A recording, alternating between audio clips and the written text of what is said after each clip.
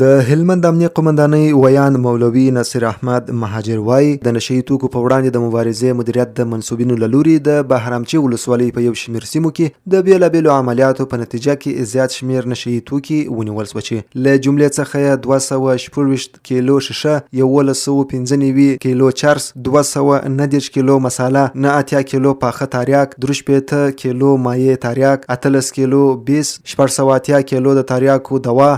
210 کیلو تیزاب، 15 اف، 50 کیلو سود، 10 کیلو رنګ، 10 لیټره ډیزل او یوه اراده لند کروزر موټر نیول شوي چې یاد نشه یي توکي به تر بررسۍ او محاسبې وروسته مربوط ارګان ته وسپارل شي.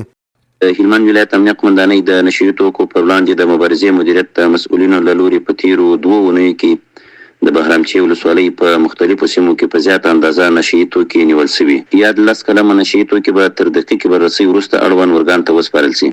د نشه یي توکو پر وړاندې د مبارزې مدیریت منصوبین د هلمند په ټولو سیمو کې فعال حضور لري او هیڅ داسې کس ته اجازه نه ورکوي چې د نشه یي توکو استعمال، پلورل او پیرل وکړي.